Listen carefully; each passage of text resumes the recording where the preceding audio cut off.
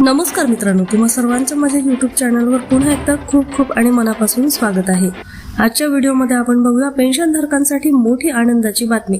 Cabinet बैठक, cabinet सचिवांनी केल्या या 5 मागण्या मंजूर।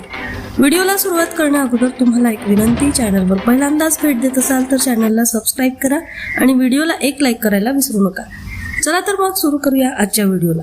केंद्र सरकारी कर्मचारी आणि पेन्शनधारकांसाठी आजची बातमी अत्यंत महत्त्वाची आहे। फॅमिली पेन्शन, जुनी पेन्शन योजना म्हणजेच ओपीएस आणि दिव्यांग मुलांच्या पेन्शनबाबत सरकार मोठे निर्णय घेण्याच्या तयारीत असल्याची माहिती समोर आलेली आहे।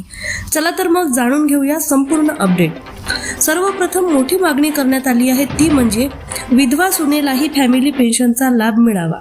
सध्या अनेक प्रकरणांमध्ये विधवा सून या लाभापासून वंचित राहते। मात्र आता कॅबिनेट सचिवांनी या विषयावर सकारात्मक भूमिका घेतली असून DOP&T ला कायदा मंत्रालयाशी चर्चा करण्याचे निर्देश दिले आहेत। यानंतर दुसरी आणि महत्त्वाची मागणी आहे कौटुंबिक पेन्शन 30% कमी करू नये। सध्याच्या नियमानुसार कर्मचाऱ्याला पूर्ण पेन्शन ही सरासरी वेतनाच्या 50% मिळते, तर कुटुंबाला फक्त 30% फॅमिली पेन्शन दिली जाते।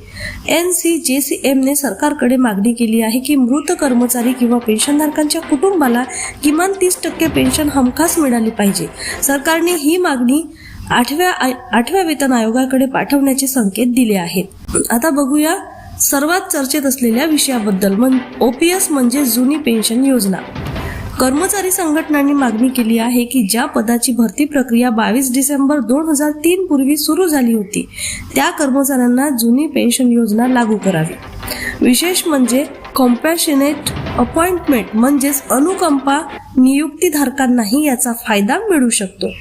आणि शेवटची मोठी अपडेट, दिव्यांग मुलासाठी उत्पन्न प्रमाणपत्राची अट रद्द करण्याची मागणी। दिव्यांग मुलासाठी उत्पन्न प्रमाणपत्राची अट रद्द करण्याची मागणी।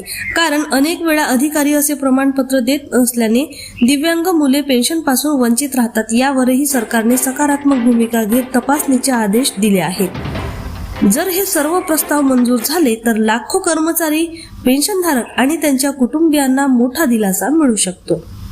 व्हिडिओ आवडला असेल तर लाईक, शेअर आणि चॅनल सबस्क्राइब करायला विसरू नका। पुन्हा भेटू एका नवीन अपडेटसह नवीन व्हिडिओमध्ये। धन्यवाद।